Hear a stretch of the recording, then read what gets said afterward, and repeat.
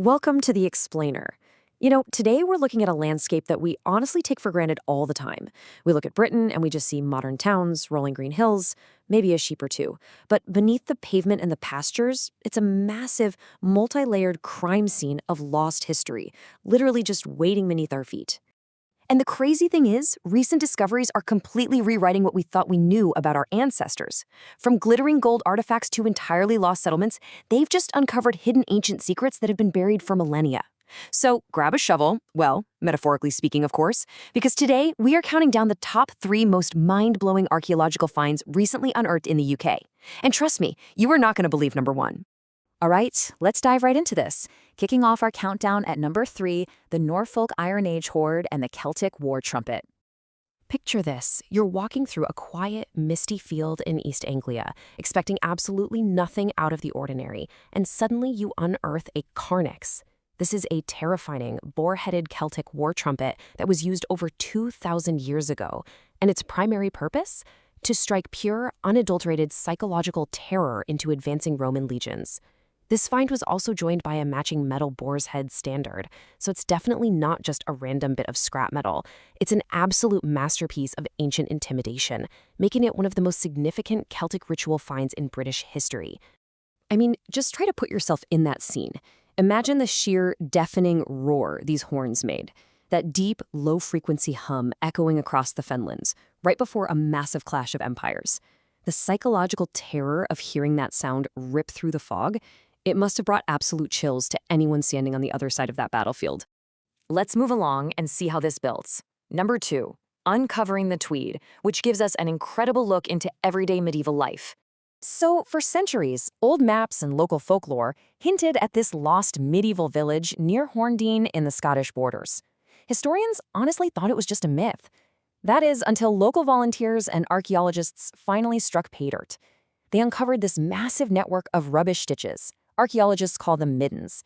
And inside these 800-year-old middens, they found an absolute treasure trove of daily life. We're talking 12th century white gritty ware pottery shards and beautifully pristine animal bones. These finds are giving scientists a direct look at the exact diet and the hidden lives of ordinary border Brits. And what's really brilliant about this is how it illustrates that history isn't just about the elites, right? There are absolutely no kings or queens in this ditch. These pristine bones and broken pots give us a direct look at raw, everyday, unfiltered Middle Ages survival.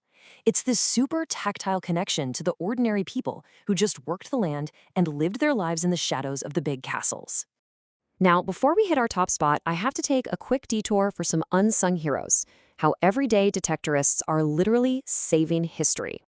I really want to give a massive shout out to the thousands of amateur metal detectorists across the UK who are saving history literally one muddy field at a time. The numbers on this are wild. Public finds account for over 90% of all recorded treasure troves in the UK. 90%! So the vast majority of these hidden ancient secrets aren't being found on massive, well-funded academic digs. They're being found by curious, everyday people just walking the fields on a Sunday afternoon. And just to give you an idea of the caliber of these public finds, detectorists have unearthed some genuinely incredible things, like rare pennies that were buried right on the eve of the Battle of Hastings in 1066. They are out there digging up the defining moments of history, basically preserving items that would otherwise just rot away or get totally destroyed by modern farming equipment. Which brings us to the number 1 spot, the ultimate find, the Scottish elf-shot amulet. This was unearthed near Fort Rose by a local detectorist, and it's been officially declared a stellar piece of history by the Treasure Trove Unit. And honestly, it is so easy to see why. At first glance, it just looks like a really striking piece of 17th century silver jewelry, a beautifully crafted pendant. But if you look a little closer at what's trapped inside the silver, it's a Bronze Age flint arrowhead dating back to 2000 BC. You are literally looking at 2 vastly different eras of human history fused together into a single object. So how in the world did this happen? Well, centuries after the Bronze Age ended, a person living in the 1600s found this ancient stone on the ground. But, they didn't have modern archaeologists around to tell them, hey, that's an ancient weapon. According to their local folklore, they genuinely believed these carved stones were something called elf-shot. They thought it was a magical arrowhead shot by mischievous fairies, specifically meant to lame their farm horses and curse their livestock. So, to protect their animals from this perceived magic, the 17th century finder mounted that prehistoric stone into silver to ward off the fairies. I mean, just trace this timeline in your head. In 2000 BC, the arrowhead is forged. Fast forward to the 1600s, it's mounted in silver to fight off mythical fairies. And today, it's unearthed by a detectorist. Think about that for a second. A 17th century person using a 4,000-year-old weapon as a magical charm. That is quite literally time travel in physical form. It really makes you wonder what else is resting quietly just inches below the grass right now. So I want to turn it over to you guys. Which of these discoveries blows your mind the most? If you had the chance, would you want to go out and hunt for Saxon gold, or would you rather explore lost medieval villages? Let me know your thoughts in the comments below. Be sure to hit that subscribe button for more deep dives into hidden British history, and I'll see you in the next explainer.